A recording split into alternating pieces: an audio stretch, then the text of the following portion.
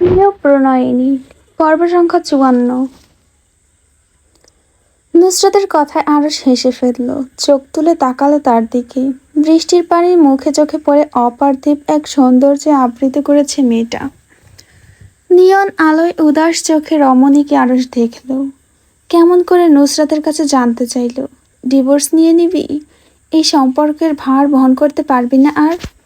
আরশের কথায় নিজের জায়গায় অনড় থাকা নুসরাত একই জবাব দিল, না, আমি আর এই সম্পর্কের ভার বইতে পারবো না।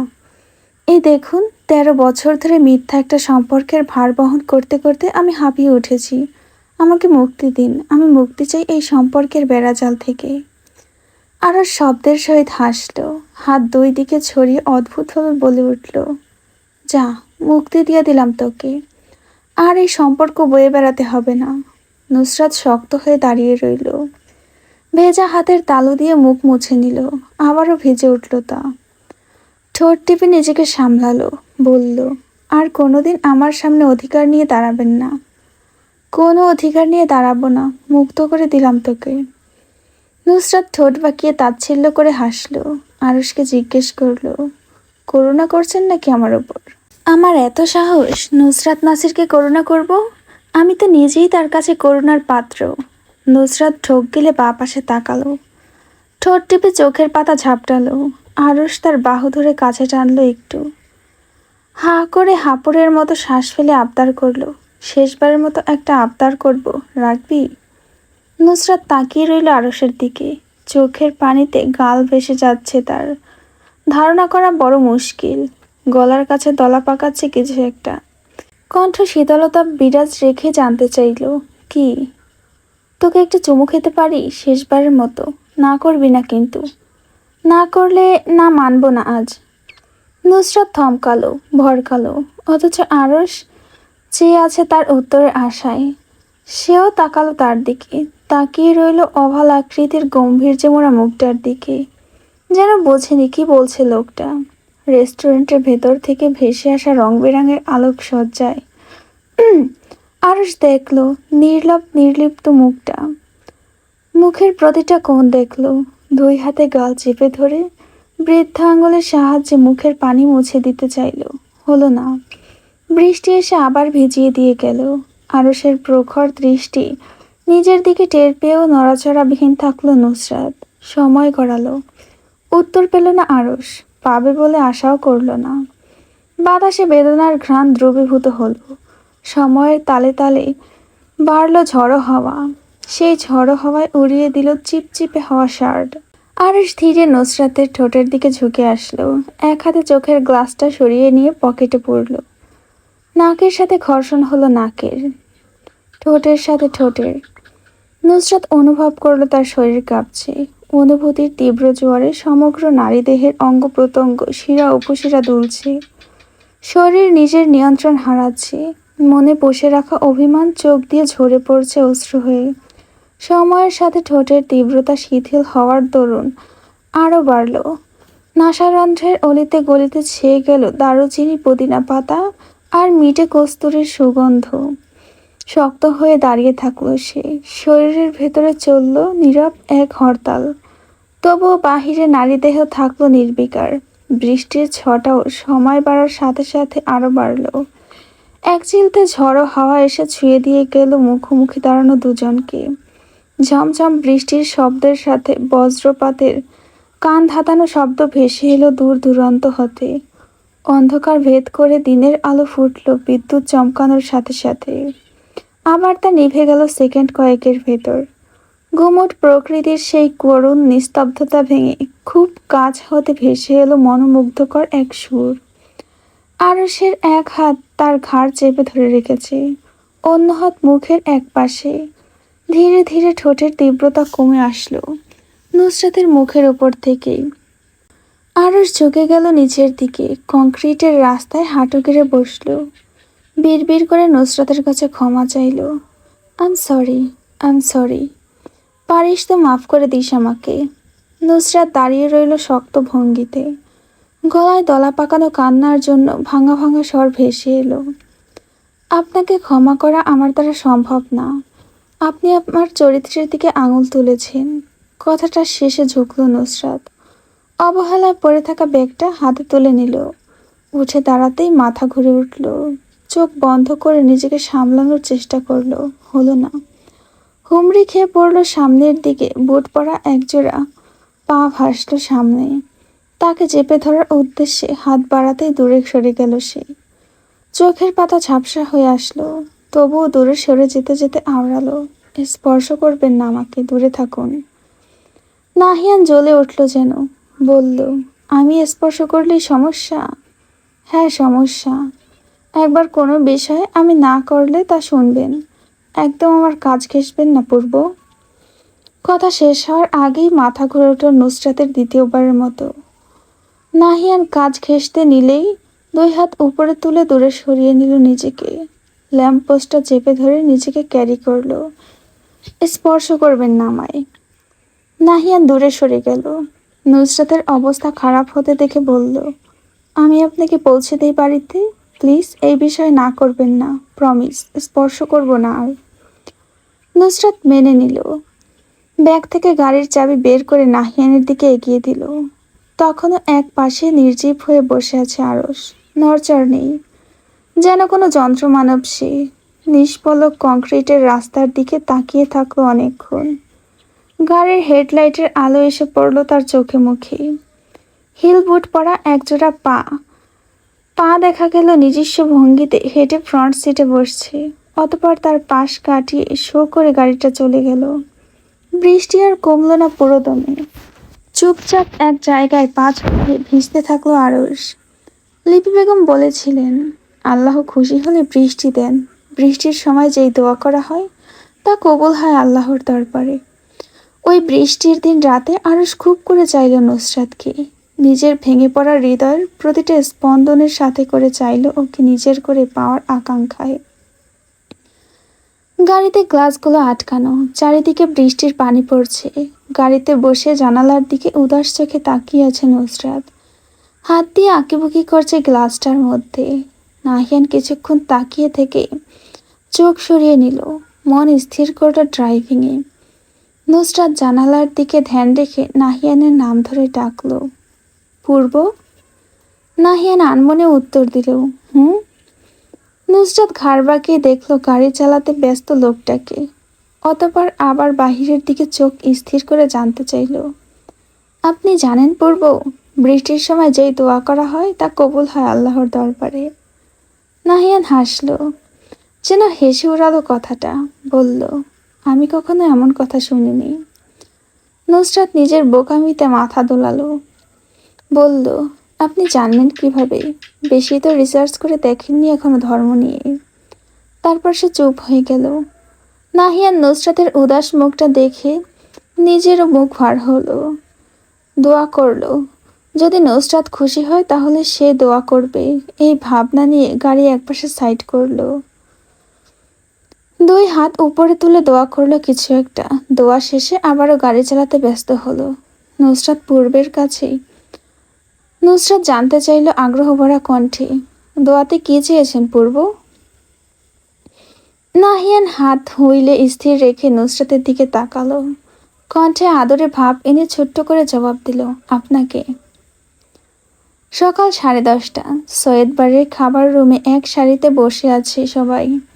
আরশ কি যেন বলবে বলে জরুরি তলব দিয়েছে। সোহেব সাহেব একটু চিন্তিত বটে। স্পষ্ট গাঢ় 2-3টা ভাঁজ পড়েছে কপালে। গতকাল রাতে নুসরাতকে বাড়িতে প্রবেশ করতে দেখছিলেন, হয়তো কাঁদছিল। চোখ দুটো বাড়ির সামনে দাঁড়িয়ে পরিষ্কার করছিল। উনি এগিয়ে এসে যখন জিজ্ঞেস করলেন কি হয়েছে, উত্তর দিল নাকি স্বরে, একটু মাথা ব্যথা করছে।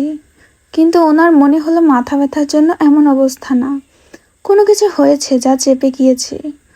ছোট থেকে বড় হয়েছে মেয়েটা চোখের সামনে, হঠাৎ এমন কান্না করছে তা দেখে তো কষ্ট হচ্ছে। এক কথার বিপরীতে যে হাজারটা কথা বলতো, আজ সে একটা উত্তর দিচ্ছে।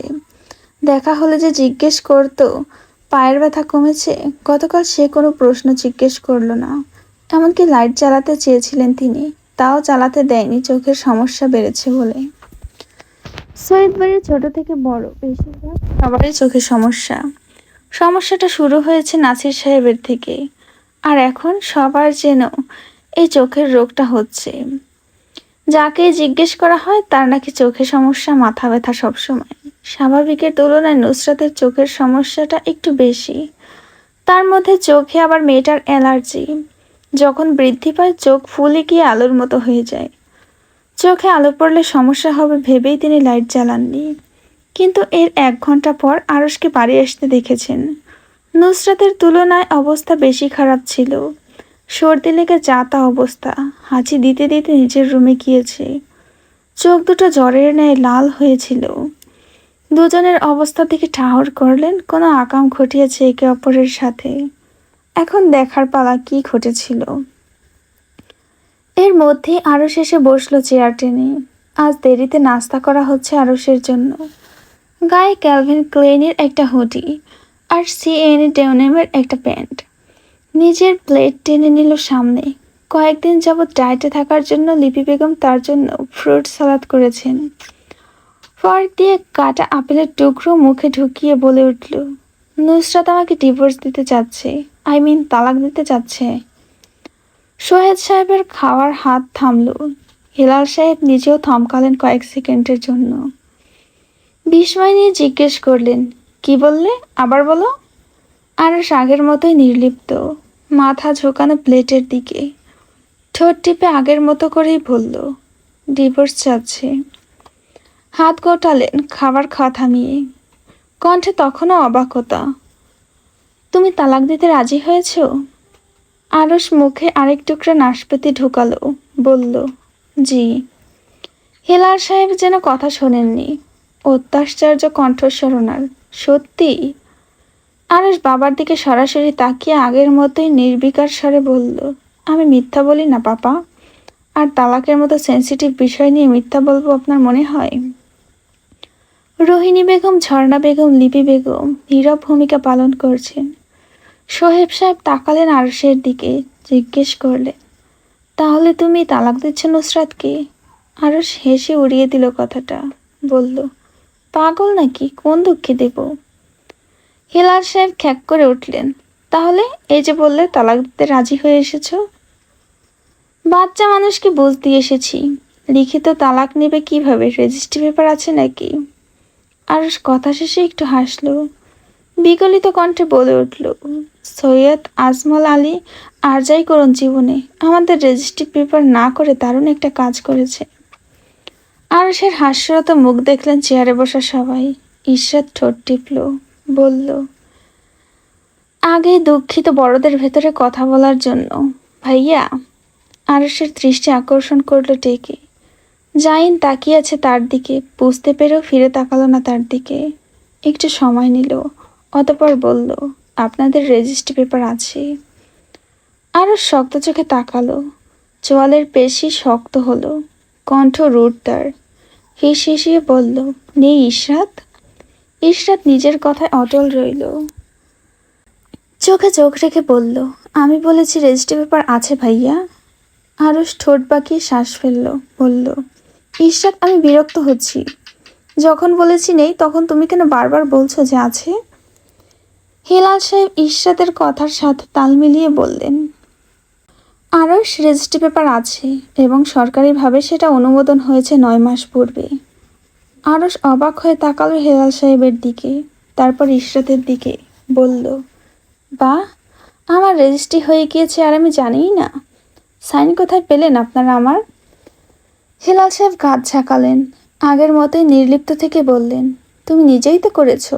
মনে করো, একবার কিছু ডকুমেন্ট সাইন করিয়েছিলাম তোমাকে দিয়ে, বলেছিলাম পড়ে নিতে। তুমি পড়লেই না, না পড়ে সাইন করে দিলে। আর তাচ্ছিল্য করে হেসে দিল। রেজিস্ট্রি পেপার রেজিস্টার অফিসে কে জমা দিয়েছে? ছেলের চোখে চোখ রেখে আগের মতোই ভদ্রলোক বললেন, ইরহাম জমা দিয়েছে। আরশ উঠে দাঁড়ালো, চোয়াল শক্ত, রাগে ভেতরটা দপদপ করছে। জিজ্ঞেস করলো, কে কে জানতো আপনাদের মধ্যে আমাদের রেজিস্ট্রি হয়েছে? ইশরাত উত্তর দিল এই কথার, আমি, নুসরাত, ইরহাম আর বড় আব্বু। আরশ বিস্ময় বিমূঢ় নেত্রে তাকিয়ে থাকলো ইশরাতের দিকে। বেঘোরে বিড়বিড় করলো, নুসরাতও জানতো? ইশরাত মাথা দোলালো, বলল, ও সাইন করার সময় আমার সামনে বসে করেছিল। আর শ্লেষ মিশ্রিত হাসলো, কটাক্ষ করে সবাইকে নিয়ে। তাহলে আগে থেকেই পরিকল্পনা ছিল বিয়ে ভাঙার, এই জন্য এত আয়োজন করে আমাকে দেশে আনা হয়েছে। Impressive, nice, very nice. আমি আনন্দে আত্মহারা, কথা হারিয়ে ফেলেছি এত দারুণ সারপ্রাইজ পেয়ে। আরশ থামল, হাতের মধ্যে দলা পাকিয়ে টেবিলের উপরে রাখা সৌন্দর্যবর্ধক নরম তুলতুলে টেবিল ক্লথ। বাঁ হাতে নিজের ঘাড়ে হাত বোলালো, ঘাড় বাঁকালো বাবার দিকে। চোখ দুটো ঘুরিয়ে হেলাল সাহেবকে দেখল, ঠোঁটের কোণ উচালো কটাক্ষ করে। আমি এক বোকা যে ভেবেছিলাম রাগের মাথায় বলেছে ডিভোর্সের কথা, কিন্তু এ আয়োজন করে রেখেছেন চাচা ভাতিজি মিলে, তা তো বুঝিনি। স্পিচলেস হয়ে গিয়েছি আমি। 2025 সালে আমি বেস্ট একটা সারপ্রাইজ পেয়েছি। যখন আমার তালাকের জন্য এত আয়োজন, তাহলে আরেকটু আয়োজন করে না হয় তালাক দিয়েই দিলাম, সমস্যা নেই। কোর্ট থেকে ডেট নিয়ে আসবেন, কোথায় সাইন করতে হবে বলে দিবেন, সাইন করে দেব। আমি তো খেলনা পুতুল, যে যেভাবে পারছেন নাচাচ্ছেন, এবারও নাচিয়ে নিতে দিলাম। আরশ থামল, শ্বাস টেনে নিল, বলল, ও হ্যাঁ, আপনার ভাতিজি নুসরাতকে বলবেন এসে এই বাড়িতে আমার সামনে বসে সাইন করতে। আমিও দেখব কতটা সাহস ওর, আমার সামনে বসে সিগনেচার করবে ও কিভাবে। হাতের দলা পাকানো টেবিল ক্লথ টেনে শক্ত করে ধরল, কথা শেষ করেই পিছু ঘুরল। প্লেটের খাবার পড়ে আছে ওভাবেই। যেতে যেতে হাতের মুষ্টি পাকানো টেবিল ক্লথ ধরে এমনভাবে টান দিল, পুরো খাবারের টেবিল, চামচ, প্লেট, পিস, বাটি উল্টে করে সব টাইলসের উপর পড়ে ঝনঝন করতে লাগলো। শব্দ তুলে ধরাম করে ভাঙল সব কিছু। রোহিণী বেগম ভয়ে এক লাফে ছিটকে গেলেন দূরে। সোহেব সাহেবের উপর গরম গোস্তের তরকারি এসে পড়েছে, ছিটকে গিয়ে মশলা লাগলো ঝর্ণা বেগমের গায়ে। আরশ যেতে যেতে এমন কাণ্ড ঘটাবে কেউ টেরই পায়নি। তাদের মধ্যে বেঁচে গিয়েছে জাইনার ইরশাদ। স্বামী স্ত্রী বিপদ দেখে দুজন আগে ভাগই তল্লি তর্পা গুটিয়েছে। রাতের আলো নিভে গিয়ে দিনের আলো ফুটেছে অনেক পূর্বে। রাতের বেলায় এসে বিছানায় কাঁথা মুড়ি দিয়ে শুয়ে পড়েছিল নুসরাত। ঘণ্টাখানেক বৃষ্টিতে ভেজার জন্য, আবার আধ ঘন্টা ভিজে কাপড়ে থাকার জন্য। শরীর গা কাঁপিয়ে জ্বর এসেছে। তবুও কি বলার জন্য সকাল 11টায় বাড়িতে থাকা সবাইকে বলেছে ড্রয়িং রুমে থাকার জন্য। ও বাড়িতে আবার 10:30টায় আরশ বলেছে কিছু একটা বলবে। দুই পক্ষের সবাই টেনশনে আছে কি হবে। ঘড়ির কাঁটা 10টা পেরিয়ে 11টায় ঠেকতে সিঁড়ি বেয়ে নিচে নামলো নুসরাত। জ্বরের জন্য একদিনই মুখ একটুখানি হয়ে আছে, ঠোঁট ফেটে গিয়েছে, চোখের নিচে দাগ পড়েছে। ঘুমহীনা চোখগুলো লাল হয়ে খোঁটর ছেড়ে যেন বাইরে বের হয়ে আসবে। গায়ে ক্যালভিন ক্লাইনের টি শার্ট, মাথার উপরে মোটা কম্বল, পা খালি, ঠান্ডা মেঝেতে আঙুলে ভর দিয়ে গোড়ালি উঁচু করে হাঁটছে। সিঁড়ি দিয়ে নেমে এসে ধরাম করে বসলো সোফায়। গলা ছেড়ে ডাকলো, আব্বা। নাসির সাহেব রেডি হয়ে আছেন অফিসে যাওয়ার জন্য। নুসরাতের জরুরি আলোচনার জন্য এখনও যাওয়া হয়নি অফিসে। ফর্মাল গেট আপে নেমে আসলেন। নাজমিন বেগমের কথায় মুখে দাঁড়িয়ে রাখতে শুরু করেছেন। তা লম্বা হয়েছে কিছুটা, মাথার চুলে পাক ধরেনি একদম, শুধু দাড়িগুলোতে দেখা যাচ্ছে পাকা ধরেছে মোটামুটি। নুসরাত তাকিয়ে দেখলো বাবার নেমে আসা। একে একে এসে টেবিলে বসলো বাড়ির সবাই। সৌরভী নিজেও যোগ দিয়েছে আলোচনায়। গতকাল থেকে তার ব্যবহারে অদ্ভুত পরিবর্তন হয়েছে। সবাই মোটামুটি অবাক, তবুও মানিয়ে নিচ্ছে ভেবে খুশি হচ্ছে ভিতরের সবাই। নুসরাত গলা খাখানে দিল। নাসির সাহেব জিজ্ঞেস করলেন, এত জরুরি আলাপ ডেকেছো কেন, ইম্পর্টেন্ট কিছু? নুসরাত বাবার কথা শুনে তাকালো মায়ের দিকে। ভদ্রমহিলা চিন্তিত চোখে তাকিয়ে আছে তার দিকে। ভাবছেন এখন কি এমন ইম্পর্টেন্ট কথা যে এইভাবে সবাইকে ডেকে এনে বলছে। নুসরাত সময় নিল, ঢোক গিলে বলল, হ্যাঁ গুরুত্বপূর্ণ কিছু। আমি একটি সিদ্ধান্ত নিয়েছি। ইরহাম এতক্ষণ চুপচাপ বসে থাকলো, এবার জিজ্ঞেস করলো, কি সিদ্ধান্ত? নুসরাত মায়ের থেকে দূরত্ব বাড়ালো, ইরহামকে চোখের ইশারায় কিছু বোঝালো। কণ্ঠ শান্ত করে একটানে বলে চলল, আমি তালাক নিচ্ছি আরুষ ভাইয়ের থেকে। নাজমিন বেগম কথা বিশ্বাস করলেন না, হেসে উড়িয়ে দিলেন। বললেন, ধুর, এসব কেমন কথা, সবাইকে ডেকে এনে মজা করছিস? নুসরাত হাসল না মায়ের কথায় আগের মতো, মুখটা গম্ভীর আগের মতোই। আমি মজা করছি না মা, আমি ডিভোর্স নিচ্ছি। নাজমিন বেগম হাসলেন নুসরাতের কথায়, বললেন, অফিসিয়ালি ডিভোর্স হবে না তোদের। নুসরাত ঠোঁট টিপল, হাসল সামান্য, বলল, হবে আম্মা, হবে। বড় আব্বু আমার সিগনেচার অনেক আগে রেজিস্ট্রি পেপারে নিয়েছিলেন। নাজমিন বেগম অবাক হয়ে জিজ্ঞেস করলেন, কবে? নুসরাত তপ্ত শ্বাস ফেলে বলল, জানুয়ারিতে। তুই কিভাবে জানুয়ারিতে সিগনেচার করলি রেজিস্ট্রি পেপারে? আর উনিই বা পেল কিভাবে তোকে? নুসরাত হাসলো এবারও, বলল, ইরহামের হাতে করে পাঠিয়েছিল। নাজমিন বেগম ইরহামের দিকে তাকালেন, সত্যি বলছে নাকি মিথ্যা জানার জন্য। ইরহাম মাথা দুলিয়ে কথার সত্যতা জানালো। অতপর আবার মেয়ের দিকে তাকিয়ে ভীষণ আশা নিয়ে জিজ্ঞেস করলেন, আর আরশের সিগনেচার? যেন আরশের সিগনেচার না থাকলেই বাঁচেন, কিন্তু ওনার সেই খুশিতে এক বালতি জল ঢেলে দিয়ে উত্তর দিল, আগে থেকে সাইন করা ছিল। নাসির সাহেব এখনো চুপচাপ তাকিয়ে আছেন মেয়ের দিকে, একটা বাক্য ব্যয় করেননি তখন থেকে। বিষয়টা যেন তিনি বুঝতে পারেননি ঠিক। বিড়বিড় করলেন, তুমি ডিভোর্স নেবে? এত বড় সিদ্ধান্ত নিয়ে নিলে আর আমাদের সাথে একবার আলোচনাও করলে না? নুসরাত বাবার দিকে তাকালো, বলল, এখানে আলোচনা করার মতো কিছু নেই আব্বা। নাসির সাহেব চোখ তুলে তাকালেন এমনভাবে, তাকাতেই নুসরাতের সমগ্র হৃদয় কেঁপে উঠল। নিজেই নিজেকে প্রশ্ন করল, সে কি কোনোভাবে কষ্ট দিয়ে ফেলছে লোকটাকে? নাসির সাহেব চোখ সরালেন না, থমকে গিয়ে গা ছমছম করা চাহনি দিয়ে চেয়ে রইলেন অনেকক্ষণ যাবৎ, যতক্ষণ না তিনি ক্লান্ত হলেন। অতপর চোখ ফিরিয়ে নিয়ে উঠে দাঁড়ালেন, বললেন, যা ইচ্ছে করো। তখন বাবার কথা রাখতে গিয়ে মেয়ের বিয়ে দিয়েছিলাম, আর এখন পস্তাচ্ছি। যা করবে বুঝে শুনে করবে নুসরাত, আমি তোমাকে ভেঙে যেতে দেখতে পারবো না। আমি তোমার সাথে আছি, মনে রাখবা। বাবা সবসময় তোমার সকল সিদ্ধান্তে পাশে আছে, তোমার হাত আমি কখনো ছাড়বো না। নুসরাত ঠোঁট টিপল, চোখ তুলে তাকালো বাবার দিকে। চোখাচোখি হলো দুজনের, দুজনেই তাকিয়ে রইল দুজনের দিকে। নাজমিন বেগম চেঁচালেন, তোর কাছে বিয়ে ছেলে খেলা মনে হয়? বললি আর ছেড়ে দিলি? আমাদের কারোর মতামত নিবি না তুই? আর আরশ মানল কিভাবে? ও কিভাবে তোর বাচ্চা মতে সায় দেয়? নুসরাত মায়ের দিকে তাকিয়ে হাসে, এগিয়ে গিয়ে হাঁটু গেড়ে বসল।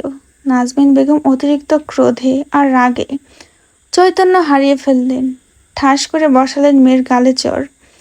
নুসরাত নড়ল না, ওই রকমভাবেই বসে রইল। ঠোঁট ফুলিয়ে হাসল, জিজ্ঞেস করল, আরেকটা মারবে? মারো, বলে গাল পেতে দিল। নাজমিন বেগম মারলেন না, অশ্রুসিক্ত চোখে চেয়ে রইলেন তার দিকে। নুসরাত থুতনি ঠেকালো মায়ের কোলে, ঠোঁট কামড়ে কান্না আটকানোর চেষ্টা করলো, হলো না। এক পশলা বৃষ্টির ন্যায় তা ঝরে পড়ল গাল বেয়ে, মাথা এলিয়ে দিল কোলে। বিড়বিড় করে পাগলের ন্যায়, আমি ভালো নেই আম্মা, আমি ভালো নেই। আমার দম আটকে আসছে, এই সম্পর্ক বয়ে বেড়ানো আমার দ্বারা আর সম্ভব না। নাজমিন বেগম কথা বলার ভাষা খুঁজে পেলেন না, কাপা একটা হাত রাখলেন মেয়ের মাথায়। নাসির সাহেব তখনও স্থির দাঁড়িয়ে দেখছেন স্ত্রী ও মেয়ের কাণ্ড। ইরহাম তড়িৎ উঠে দাঁড়ালো, থাই গ্লাস লাগিয়ে দিল শক্ত হাতে। এর মধ্যে বাড়িতে প্রবেশ ঘটল জাইন ইশরাতের। ইরহামকে এমন হন্তদন্ত হয়ে জানালা লাগাতে দেখে ইশরাত ভুরু কুঁচকাল, জিজ্ঞেস করলো, কি হয়েছে? ইরহাম ইশারায় দেখালো নুসরাতকে, মিহি কণ্ঠে বলল, কাঁদছে। ইশরাত আতকে উঠল যেন, বলল, আগে বলবি না, গাধা একটা। জাইন ইশরাত আর ইরহামের কথোপকথন শুনে এগোতে চাইল, কিন্তু তাকে ঠেলে বাহিরে বের করে দিল ইশরাত। সে আশ্চর্য হওয়ার সময়টুকু পেল না। মুখের ওপর দরজা আটকাতে আটকাতে মেয়েটা বলল, যা দেখেছেন ভুলে যান। জাইন ভুরু কুঁচকাল, শক্ত কণ্ঠে জানতে চাইল, কেন ভুলে যাব? ইশরাত রাগী মুখ বানালো, নাকের পাটাতন চূড়ায় তুলে বলল, আমি বলেছি তাই। জাইন পকেটে হাত পুরল, বলল, আমি মসজিদের মাইকে গিয়ে বলে আসবো আপনার বোন কাঁদছে।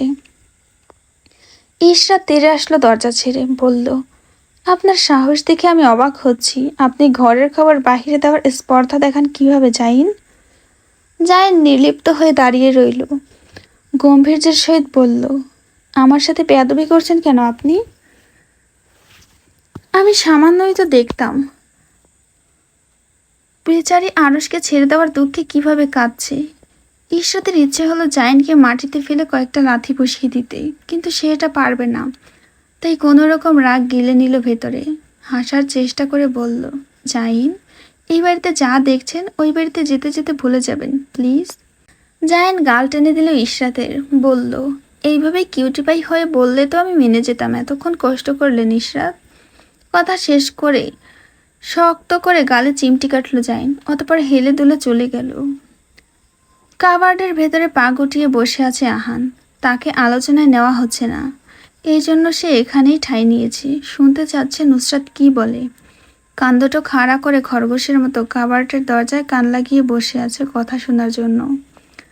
ইশরাত নাখোশ মুখে নুসরাতের সামনে বসে আছে, তার পাশে আবার ইরহাম বসা।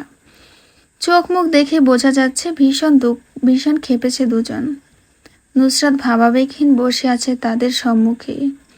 চুপচাপ খোদ খোদ করে উঠতেই ইশরাত প্রশ্ন করল প্রথমে, ডিভোর্স যখন দিবি কাঁদছিলি কেন? নুসরাত আকাশ থেকে পড়ল যেন, সেকেন্ডের ভেতরে অস্বীকার করল, আমি কেঁদেছি? আশ্চর্য, কখন? ইরহামের দুই হাতে গলা টিপে ধরতে ইচ্ছে হলো নুসরাতের। বলল, নাটক কমিয়ে করবি, আর মিথ্যা তো একদমই বলবি না। আমি মিথ্যা বলি না ইরহাম। ইরহাম ঠাট্টা করল নুসরাতকে। তা তো জানি খুব ভালো করে কতটা সত্যবাদী আপনি। ইরহামকে থামিয়ে দিল ইশরাত, বলল, আমরা পয়েন্ট রেখে অন্যদিকে চলে যাচ্ছি। ইশরাত তাকালো নুসরাতের দিকে, জিজ্ঞেস করলো কঠোর গলায়, তুই ভালোবাসিস আরশকে? নুসরাত ঘোরাতে গেল কথা। ইশরাত ধমক দিয়ে উঠল, একদম কথা ঘোরাবি না, এক থাপ্পড়ে দাঁতের মাড়ি থেকে দাঁত ফেলে দিব। নুসরাত আর কথা স্পষ্ট কণ্ঠে বলে উঠল, আমি ভালোবাসায় বিশ্বাসী না ইশরাত। ঠিক আছে, ভালোবাসিস না, পছন্দ করিস তো নাকি তাও করিস না? নুসরাত রোড গলায় ইশরাতের ছুড়ে দেওয়া প্রশ্নের উত্তর দিল, তাও করি না, আমি ঘৃণা করি আরশ ভাইকে। ইরহাম আর ইশরাত হাততালি দিল। কটাক্ষ মিশ্রিত কণ্ঠে বলল, ভদ্রমহিলার জন্য হাততালি দে ইরহাম। ইরহাম হাততালি দিল। দুজনে খ্যাক খ্যাক করে হাসল। ইরহাম শিওরিটি নিতে জিজ্ঞেস করল, তুই শিওর তো তালাক নিবি? পরে কিন্তু আর কোনো রাস্তা থাকবে না ফিরে আসার। আমি ফিরে আসার চেষ্টাও করব না। আমি যেই দিক থেকে একবার মুখ ফিরিয়ে নিই সেই পথে নিজের ছায়াও ফেলি না। ইশরাত বলল, ভালো, মনে থাকে যেন নিজের সিদ্ধান্তে ভবিষ্যতে যাতে পস্তাতে না হয়। নুসরাত কঠোর কণ্ঠে বলল, আমি কোনো সিদ্ধান্ত নিয়ে নিলে তা নিয়ে কখনো পস্তাই না, ভবিষ্যতেও পস্তাবো না। ইরহাম বিড়বিড় করল, দুটোই খবিস, ভাঙবে তবু মচকাবে না। ইশরাত জোর দিল নিজের কথায়, অবিচল থেকেই চোখ বোনের দিকে তাকিয়ে রাখল।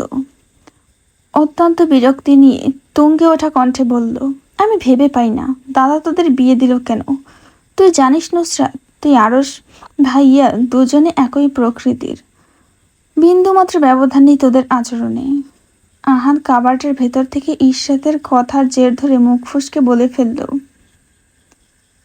দুজনেই রেড ফ্ল্যাগ, টক্সিক, কেউ কারোর থেকে কম না। উনি পুরুষ ভার্সন হলে উনি মহিলা ভার্সন আপু। ইশরাত খেয়াল করলো না তা কে বলেছে, সহমত পোষণ করার মতো করে বলল, তাই। ইরহামও তাল মিলালো, বলল, চাচাতো ভাই বোন বোঝা যায় কম, মায়ের পেটের ভাই বোন বোঝা যায় বেশি। আল্লাহ জোড়া মিলিয়ে দেন, এদের দেখলেই বোঝা যায়। তেরা পুরুষের জন্য তেরা মহিলা বানান আল্লাহ। খাপে খাপ আব্বাসের বাপ দুজনেই। আহান উত্তেজনায় কাবার্ডের ভেতর থেকে বের হয়ে আসলো। ভুলে বসলো সে লুকিয়েছিল। বলল, কোরআনে সূরা আন-নূরে লেখা আছে, আল খাবিসাতুল লিল খাবিসিনা ওয়াল খাবিসুনা লিল খাবিসাত। দুশ্চরিত্র পুরুষের জন্য দুশ্চরিত্র নারী, সচরিত্র নারীর জন্য সচরিত্র পুরুষ। আহানের কথা শেষ হতে পারল না, বাজিয়ে একটা গালে থাপ্পড় পড়ল তার। থাপ্পড়টা নুসরাত মারেনি, মেরেছে ইশরাত। প্রথমবারের মতো ইশরাতের হাতে থাপ্পড় খেয়ে আপনা আপনি গালে হাত চলে গেল। কানে আসলো অত্যাধিক ক্রোধ মিশ্রিত বড় বোনের কণ্ঠস্বর। তোকে নিষেধ করেছিলাম না আমাদের আলোচনায় আসতে, তাহলে কাবাটের ভেতরে লুকিয়েছিলিস কেন বেয়াদব? আহান কথার কি উত্তর দেবে, থাপ্পড় খেয়ে ভুলে বসলো এখানে লুকিয়ে লুকিয়ে শুনছিল। নুসরাত তখনও নির্লিপ্ত হয়ে তাকিয়ে আছে তার দিকে। আহানের ভীষণ কান্না পেল, এক হাত গালে চেপে ধরল। ঠোঁট টিপে কান্না আটকানোর চেষ্টা করলো, হলো না, উল্টে ভ্যা ভ্যা করে কেঁদে ফেললো সে। চোখ দিয়ে অশ্রু গড়িয়ে পড়ল টপ টপ করে। মিনমিন করে বলল, ব্যথা লেগেছে। মানুষের হাত নাকি পশুর? শেষ হলো কথাটা, তাকে আশ্চর্য করে দিয়ে ইশরাত আরো দুইটা থাপ্পড় বসালো চটাস চটাস করে। কঠোর চেহারা বানিয়ে বলল, অসভ্য বদমাইশ ছেলে। 4/9/2025 মঙ্গলবার সকাল 10:20। সৈয়দবাড়ির ড্রয়িং রুমে পাশাপাশি বসে আছে আরশ নুসরাত। আসার পর থেকেই দুজন দুজনের চেহারা দেখেনি সরাসরি। চুপি চুপি ড্রয়িং রুমে গম্ভীর মুখে বসে আছে তারা। সেন্টার টেবিলে ডিভোর্স পেপার লেখা একটা কাগজ সোহেব সাহেব 10 মিনিট পূর্বে এনে রেখেছেন। নাজমিন বেগম আসেননি, শুধু নাসির সাহেব এসেছেন। ইরহাম ভুরু উপরে তুলে বাবার কাছে কিছু একটি ইশারা করে জানতে চাইল। ভদ্রলোক চোখের পাতা ফেলে শান্ত থাকতে বললেন, কিন্তু বেচারা শান্ত হতে পারল না। সেন্টার টেবিলে রাখা কাগজটায় ইংরেজি অক্ষরে কিছু লেখা শব্দ। আরশ নুসরাত পড়ার প্রয়োজন বোধ করল না, কি লেখা আছে তা দেখারও প্রয়োজন বোধ করল না। নুসরাতের দিকে পেপার ঠেলে দিয়ে বলল, সাইন কর। নুসরাত না করে আরশের দিকে কলম পেপার এগিয়ে দিয়ে বলল, আপনি আগে করুন। নুসরাতের দিকে এক পলক তাকিয়ে কলম হাতে তুলে নিল, চটপট হাতে সাইন করে দিল নিজের জন্য বরাদ্দকৃত জায়গায়। তারপর নুসরাতের দিকে ঠেলে দিল, কণ্ঠ গম্ভীর তার, কর সাইন এবার, আমি করে দিয়েছি। নুসরাত কলম চেপে ধরল নিজের 2 আঙুলের ভেতরে। হাত আঘাতেই থরথর করে কেঁপে উঠল। কলম হাত ফসকে পড়ে গেল। হাত থেকে পড়ে যাওয়া কলম সেন্টার টেবিল থেকে নির্বিকার চিত্তে তুলে দিল সে। নুসরাতের হাতের মুঠোয় ভরে দিয়ে শান্ত কণ্ঠে বলল, সাইন কর। নুসরাত নিজের নাম লিখল খালি জায়গাটায়। অতঃপর তা গুছিয়ে দেওয়া হলো ইরহামের কাছে সিলেট কর্পোরেশনে জমা দিয়ে আসার জন্য।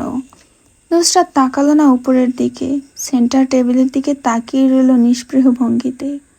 হাত তখনও কাঁপছে। আরশ উঠে দাঁড়ালো, ভীষণ অনীহা নিয়ে ক্ষমা চাইল নুসরাতের কাছে। পারিস তো ক্ষমা করে দিস আমাকে, আর সুখে থাকিস। হাসলো সামান্য, বলল, ভুলে গিয়েছিলাম, আমি না থাকলে তো তুই সুখেই থাকবি।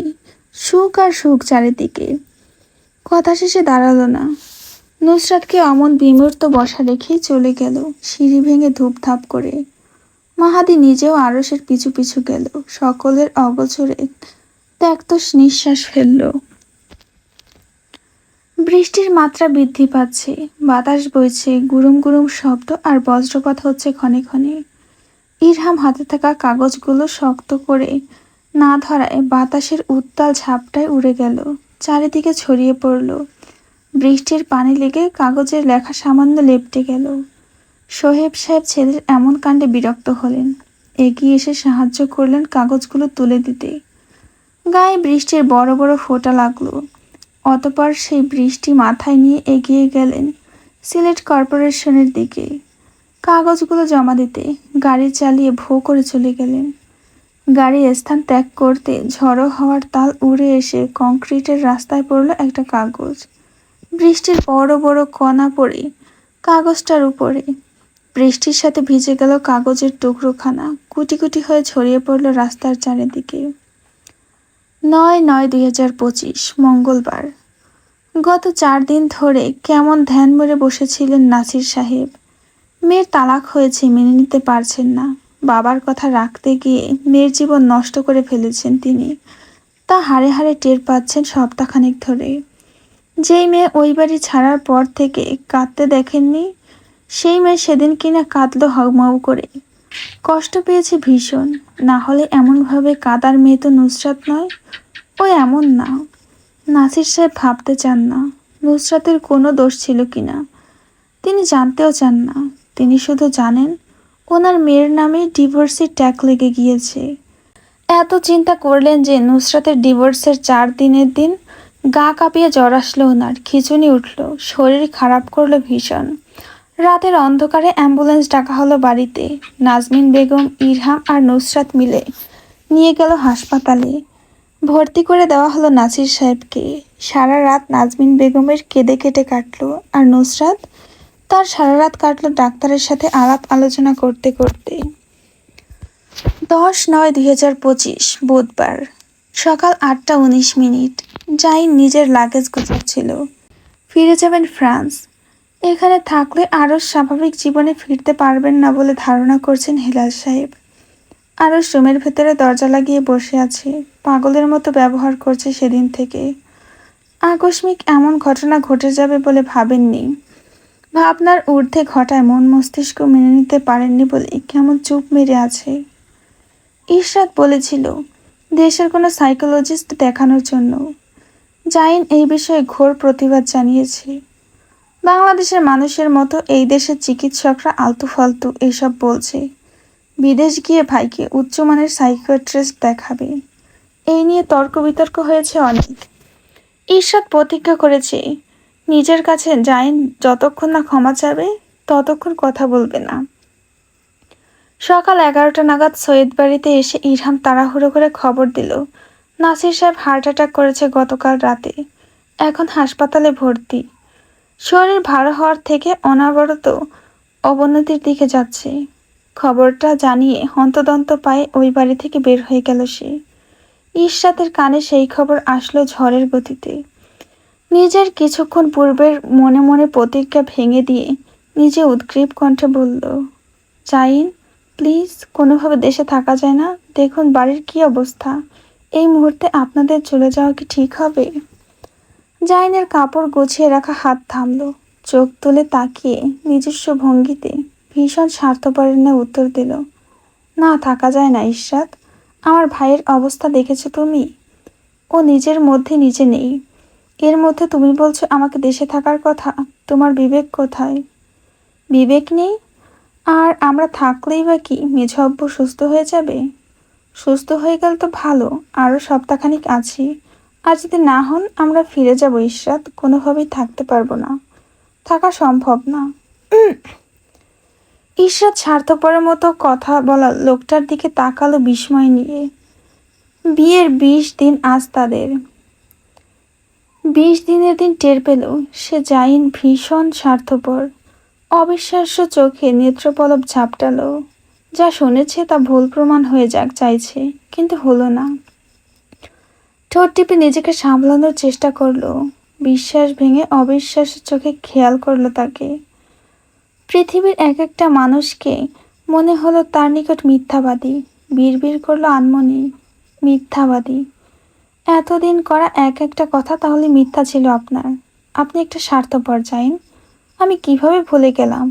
একজন স্বার্থপর লোকের সন্তান স্বার্থপর কিভাবে হবে না। শ্বাস আটকালো, বুক ধড়ফড় করলো তার। বিশ্বাস হারানোর যন্ত্রণায় বুক ফাটলো করুণ থেকে করুণভাবে। আপনি কি জানেন জাইন, আপনার ভাই আরশ আপনার থেকে 1000 গুণ ভালো। মুখে যা তার মনেও তা, কিন্তু আপনি বিষধর সাপ। মুখে একটা অন্তরে অন্যটা। আমি স্বার্থপর একটাকে বিয়ে করেছি, 20 দিন সংসার করেছি তার সাথে। ছি, আল্লাহর লানত পড়ুক আমার উপরে। তার কথা বলার মধ্যে জাইন এসে হাত ধরতে চাইল ইশরাতের। ইশরাত ধরতে দিল না, সতর্কতা অবলম্বন করে দূরে সরে গেল। তারপর জাইন চাইল তার হাত ধরতে। ইশরাত সায় দিল না তাতে। জোর জবরদস্তি করতে নিলে ঠাস করে একটা চড় বসালো জাইনের গালে। ক্রোধে অন্ধ হয়ে গেল সে। মুখ চোখ কেমন লাল হয়ে আসলো তার। কাঁদতে মন চাইল তার, কিন্তু এই মুহূর্তে মনকে কাঁদার জন্য সায় দিতে পারল না। জাইন বুঝতে পারেনি হাত ধরে বোঝানোর চেষ্টা করলে থাপ্পড় মেরে বসবে মেয়েটা তাকে। যতক্ষণে সদ্বিদ ফিরে পেল ততক্ষণে দেরি। ইশরাত হিস হিস করতে করতে নিজের লাগেজ গুছাচ্ছে। শব্দ করে লাগেজ আটকে দরজা ছেড়ে বের হয়ে যেতে চাইল। জাহিন হাত দিয়ে চেপে ধরল আবার। জেদ নিয়ে বলল, আমি তোমাকে যেতে দেব না। ইশরাত হাত ছাড়ানোর চেষ্টা করল না, চোখ মুখ লাল করে ঘাড় ঘুরালো। হিংস্র জন্তুর ন্যায় রাগে শ্বাস ফেলল ঘোত ঘোত করে। হাত ছাড়ুন, না হলে যতটা সম্মান দেখিয়ে আপনাকে আমি শুধু একটা থাপ্পড় মেরেছি, ততটা সম্মান কিন্তু আমি দেখাবো না এবার। এরপর আর কোনো কথা বলবো না। আমার হাত চলবে, পায়ের জুতো পায়ে থাকবে না, আমার হাতে থাকবে। আপনার গাল হবে আমার হিট করার জায়গা। জুতোর বাড়ি খেতে না চাইলে ভদ্রভাবে হাত ছাড়েন। এই কথা বলার পর বাড়ি থেকে বের হয়ে যাওয়ার থেকে ইশরাতকে আটকানোর চেষ্টা করল না জাহিন। এই কথা বলার পর বাড়ি থেকে বের হয়ে যাওয়া থেকে ইশরাত আটকানোর চেষ্টা করল। হাতের শক্ততা ঢিলে হলো তার সেকেন্ডের ভেতর। ইশরাত দেখল না ফিরে জাহিনের চেহারার বদলটুকু। শব্দ করে লাগেজ টেনে চলে গেল সিঁড়ির দিকে। জাহিন নিজের খালি হাতের দিকে তাকিয়ে রইল নির্বিশেষ। তখনও কানে ভেসে আসছে জুতার গটগট আওয়াজ আর লাগেজ টেনে হিঁচড়ে নেওয়ার শব্দ। ইশরাত যেতে যেতে অবহেলা নিয়ে ছুঁড়ে ফেলেছে জাহিনের দেওয়া বিয়ের রাতে বুসার ব্র্যান্ডের নেকলেসটা। কানের কাছে এখনো বাজছে একটা কথা, আমার বাপ যে হাসপাতালে আছে ওই হাসপাতালে ভুলেও পা রাখবেন না, না হলে আমার জুতো আপনার গালে পড়বে নির্দ্বিধায়। আমাকে কেউ আটকাতে পারবে না, এমনকি আপনার নরম নরম কথা। সৈয়দ বাড়ি থেকে বের হয়ে নাসির মঞ্জিলে প্রবেশ করলো ইরহাম। সৌরভী দাঁড়িয়েছিল। ইরহাম গা থেকে শার্ট ছাড়িয়ে নিতে নিতে বলল, খাবার বারো ফ্লক্সগ্লোভা, আর টিফিনে করে কিছু খাবার নিয়ে যাওয়ার জন্য বক্স করে দাও। সৌরভী টু শব্দ করলো না, রোবটের ন্যায় খাবার বাড়তে চলে গেল কিচেনে। 5 মিনিটেই গোসল সেরে বের হলো ইরহাম। ততক্ষণে খাবার বাড়া হয়েছে টেবিলে। ইরহাম হাতে খাবার নিয়ে প্রথম লোকমা তুলতে কিছু একটা অদ্ভুত টের পেল। চোখ তুলে গম্ভীর মুখ করে দাঁড়িয়ে থাকা একবার সৌরভীকে দেখল, অতঃপর আরেক লোকমা খাবার মুখে ঢুকিয়ে জানতে চাইল, বিষ মিশিয়েছ খাবারে? সৌরভী এক দৃষ্টিতে তাকিয়ে থেকে উত্তর দিল, হ্যাঁ। ইরহাম খাবারের লোকমা মুখে তুলল নির্বিকার ভঙ্গিতে, বলল, তাহলে এতদিনে আমার শাস্তি নির্ধারণ করেছো তুমি? সৌরভী শীতল চোখে তাকিয়ে মাথা তোলালো। ইরহাম বলল, ওদের খাবারটা পাঠিয়ে দিও, আর যদি আমার উপর থেকে খুব কমে যায় তাহলে হাসপাতালে নিয়ে যেও। পুরো প্লেট খাবার খাওয়া শেষ করে পানি খেলো। হাসপাতালে যাওয়ার তাড়া দেখালো না, চোখ বন্ধ করে বিছানায় শুয়ে পড়ল। সৌরভের চেহারা রক্তশূন্য হয়ে আছে। হঠাৎ যে কেউ দেখলে বলবে রক্ত কেউ শুষে নিয়েছে তার। ইরহামকে নড়তে না দেখেই ভেতরে মনুষ্যত্বের খাতিরে একটু উদ্বেগের সৃষ্টি হলো, তারপর আবার মিলিয়ে গেল। পাশের চেয়ার টেনে বসে জিজ্ঞেস করলো নরম কণ্ঠে, হসপিটালে যাবেন না ইরহাম? ইরহাম উত্তর দিল, না থাক, ভাল লাগছে না। ইশরাত এসে যখন নাসির মঞ্জিলে প্রবেশ করলো তখন বাড়িটা খাঁ খাঁ করলো মানুষের অভাবে। হাতের লাগেজ টেনে ধীর পায়ে এগোলো ভেতরে। নিচে কাউকে খুঁজে না পেয়ে সৌরভীর রুমের দিকে গেল। ভিজিয়ে রাখা দরজা ঠেলে ভেতরে প্রবেশ করতে দেখলো ইরহামের মুখ দিয়ে ফেনা বের হচ্ছে। সৌরভী তার পাশে মাথা এলিয়ে বসে আছে, তাকিয়ে তাকিয়ে দেখছে ইরহামের অবস্থা। ইশরাত আঁতকে উঠল, গগন বিদারী চিৎকার দিয়ে এগিয়ে গেল বিছানার দিকে। অতপর হাঁটু গেড়ে ইরহামের গালে থাপ্পড় বসালো। ছেলেটা চোখ উল্টে তাকালো, ইশরাতকে কাছে দেখে হাসলো। ভাঙা ভাঙা স্বরে বলল, এসেছো তুমি? ইশরাত কি করবে ভেবে পেল না। একবার সৌরভীকে দেখলো, একবার ইরহামকে। সৌরভীকে দেখে মনে হলো মেয়েটা ঠিক নেই। চোখ দুটো গর্তের ভেতরে ঢোকা, গালের হাড় ফুলেছে, মুখ সাদা হতে হতে ফ্যাকাশে হয়ে গিয়েছে। গা ছমছম করে উঠল ইশরাতের। সৌরভীকে ওই মুহূর্তে পৈশাচিক কোনো জন্তু মনে হলো তার নিকট। এর থেকে বেশি ভালো আর কোনো সংজ্ঞা ওই মুহূর্তে ইশরাতের কাছে ছিল না তাকে দেওয়ার জন্য। সৌরভীর চেহারা পানে তাকিয়ে বিড়বিড় করলো, তুমি ঠিক নেই সৌরভী, তুমি ঠিক নেই। ও আল্লাহ, এখন আমি কি করব? মানুষ বলে বিপদ যখন আসে তখন চারিদিক থেকে ধেয়ে আসে। ইশরাতের আজ তা খুব ভালো করে উপলব্ধি করলো। কি করবে ভেবে পেল না কিছুই। মস্তিষ্ক শূন্য হয়ে গেল তার। ইচ্ছে হলো মরে যেতে, দেওয়ালে মাথা ঠুকে মরে যেতে ইচ্ছে করছে তার।